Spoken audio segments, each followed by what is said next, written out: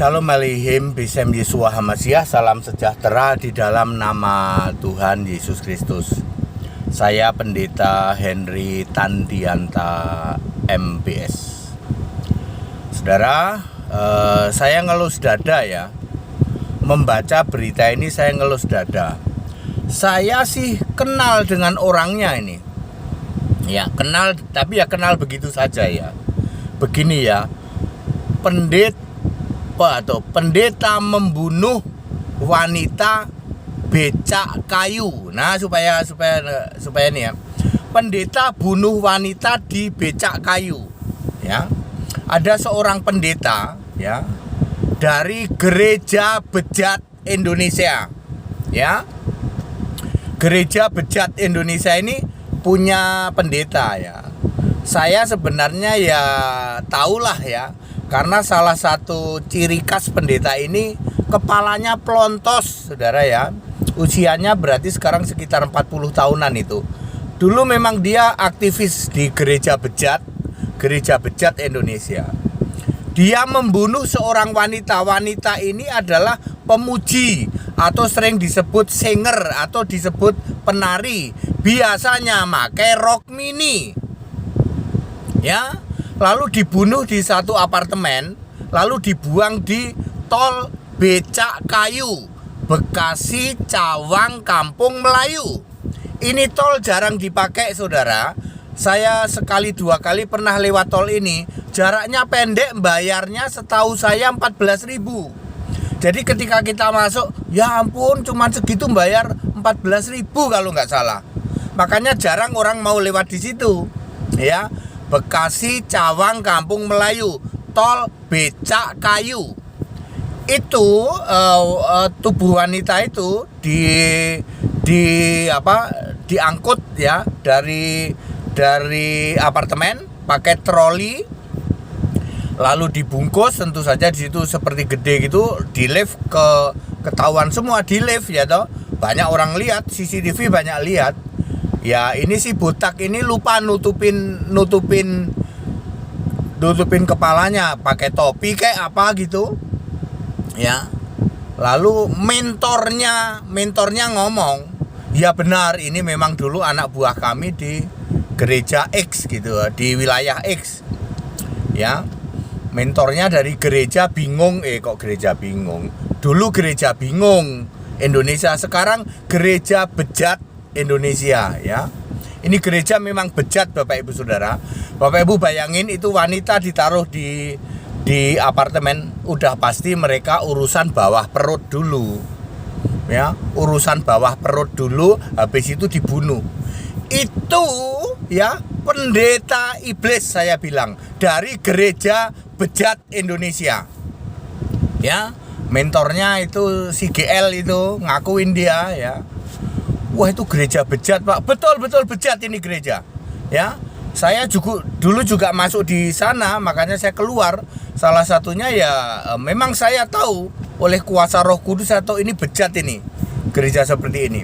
Tapi pemerintah diem saja, ya, Departemen Agama juga diem saja. Berbagai kasus ya toh yang menikahkan si cantik juga dari gereja ini. Ya. Terus penghujatan ya toh penista agama juga dari gereja ini ya. Bapak Ibu Saudara semua tahu ini COVID kan baru saja selesai, terus istilahnya baru saja mulai mereda lah ya. Selesai bener sih belum ya. Gereja baru mulai bangkit, mulai ada aktivitas gereja fisik. Itu mereka, kalau kami enggak ya. Mereka mulai ada gereja fisik, baru mulai ada saja sudah terjadi pembunuhan gara-gara itu singer biasanya pakai rok mini. Usia laki-lakinya sekitar 40. Mungkin usia perempuannya juga di atas 30, udah nggak jadi singer sekarang. Udah nggak jadi pemuji, penyanyi, penari yang pakai rok mini. Ya. Dan itu diakui oleh mentornya GL ya. Saudara-saudara, bejat ini gereja ya, Bapak Ibu Saudara. Saya tidak tahu ya. Kalau saya jadi dirjennya udah tak bekukan ini sinode.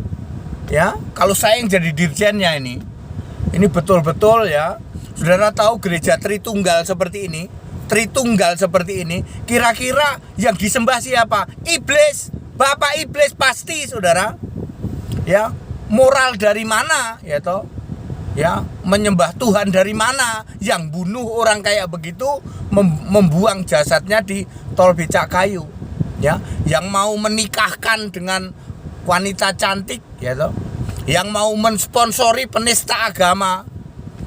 Itu gereja macam apa seperti itu? Ya, tapi buktinya ya Departemen Agama, ya dirjennya juga tidak melakukan tindakan apa-apa. Semua sudah tahu ini gereja bejat. Ya, dulu kasus apa? Kasus itu apa namanya, janda, kasus kolektor janda juga dari gereja ini. Ya. Ya, Bapak Ibu Saudara,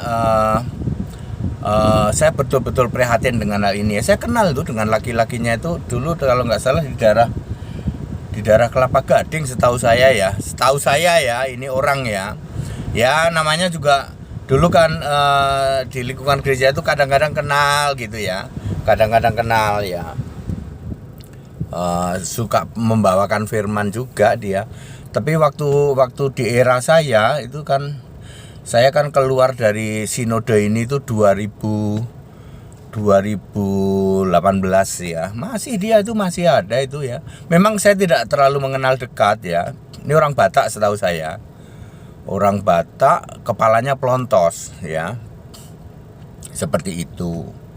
Ya, lalu demenan lah. Nggak tahu nih Bataknya udah punya istri atau belum, itu yang laki itu. Perempuannya sudah punya suami atau belum. Tapi kalau lihat dari usianya sih harusnya sudah ya, karena yang laki itu sudah mendekati 40 seingat saya ya.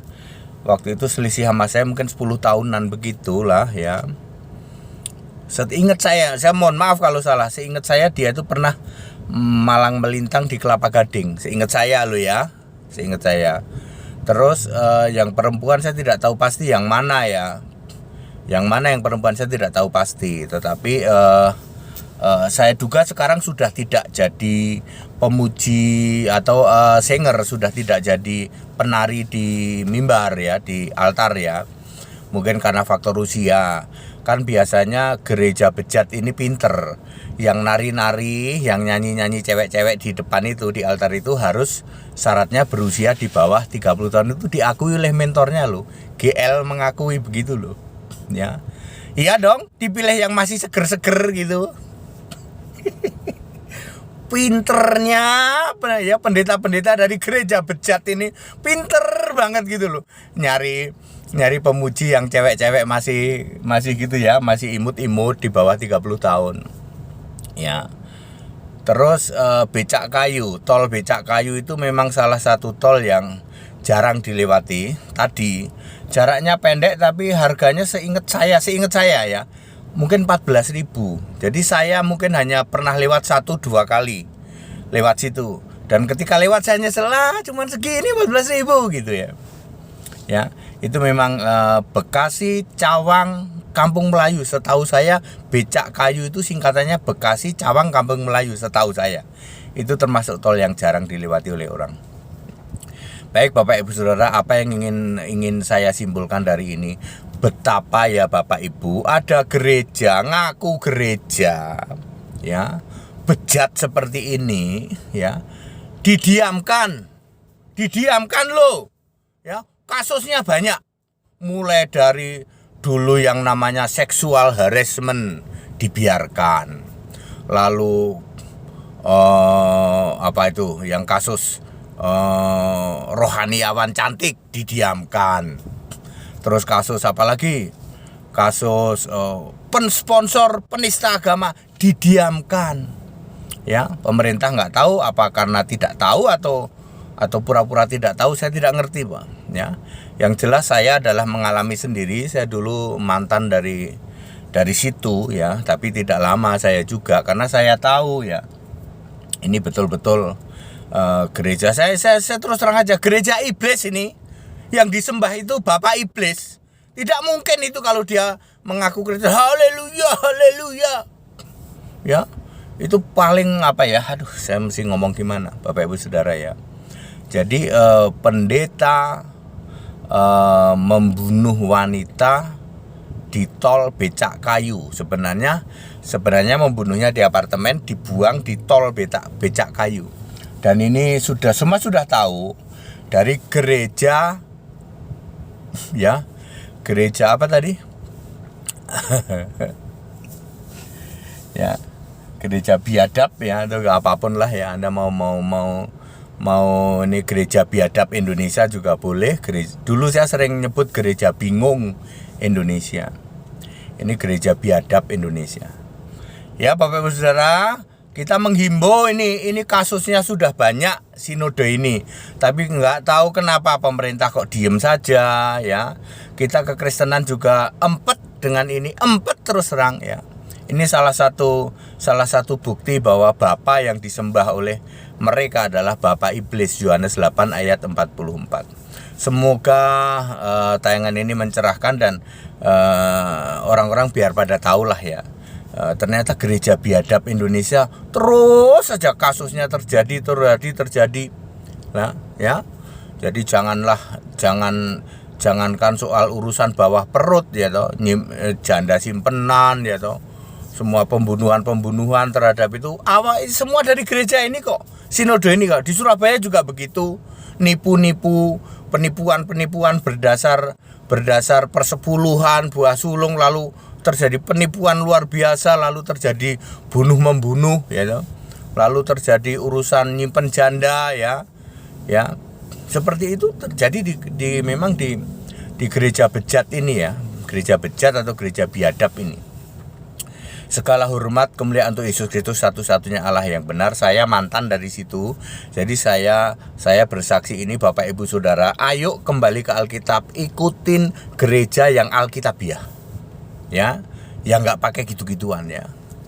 Ya, yang teladannya adalah Kristus. Hamba-hamba Tuhan, pendeta-pendeta yang meneladani Kristus. Semua yang diomongin itu Alkitabiah semua dan dilaksanakan dengan hal-hal yang Alkitabiah. Ya, salah satu contohnya tidak memungut persepuluhan, dilarang memungut persepuluhan, dilarang memungut buah sulung. Kalau sudah urusannya duit itu merembet kemana-mana. Ya, kamu mau nyanyi ya, mau tampil di ini, ya harus bayar persepuluhan. Kamu mau khotbah ya, kamu harus rajin persepuluhan. Ya, akhirnya merembet kemana-mana gitu loh. Ya. Segala hormat kemuliaan untuk Yesus Kristus satu-satunya Allah yang benar, Allah segala masa sebelum segala abad, sekarang sampai selama-lamanya. Haleluya, amin.